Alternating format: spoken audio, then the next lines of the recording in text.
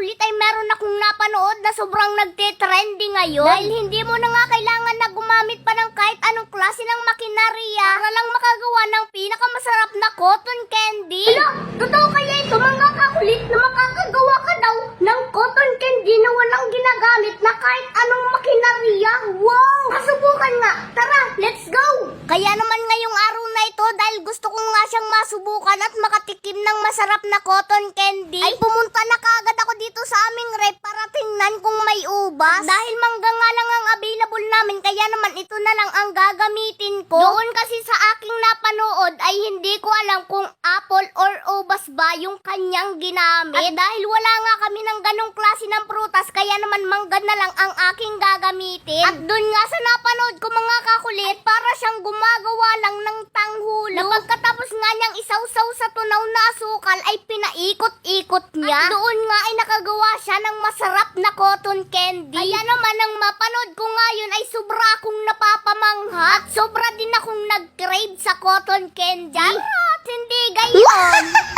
Kaya mga kakulit at ngayon nga ay dito ko susubukan kung totoo nga ba talaga yun na makakagawa ko ng cotton candy na yun na walang gamit na makinarya. So ayan mga kakulit at ngayon nga ay susubukan na natin at ngayon nga ay ipapagawa ko muna yun kay Papa bago ako sumubok.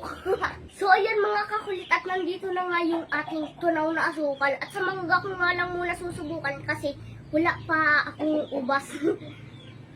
Nasunog na yung asukal. Yan. Matigas na. Yan. Yan. Sige nga, Papa. Yeah! Yan! Wala, anong nangyari dyan? Hindi naging cotton candy. Ba't di naging cotton candy na naglag lang?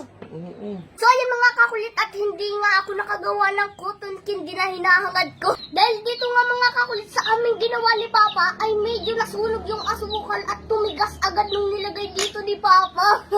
Tapos nung nilagay na nga siya ni Papa dito ay nagbuo-buo tapos nagtalsikan lang. At hindi nga siya naging cotton candy. At ngayon nga mga kakulit baka mali lang yung pagkagawa namin ni Papa kaya hindi kami nakagawa ng cotton candy na yun na pinaiikot lang. Totoo naman siguro mga kakulit yung aking napanood na yun kaso nga lang hindi yata perfect yung pagkakagawa namin ni Papa kaya hindi siya naging cotton candy. Mabuti pa siguro ginawa ko na lang tong tanghulo. Doon nga pala mga kakulit ay pwede ka rin nga palang gumawa ng cotton candy gamit lang ang tanghulo basta magaling kang magpaikot kagaya ng pagpapaikot sa'yo ng jowa mo. Charot! Nanonood ka na naman ata ng kung ano-ano kaya ka masaya.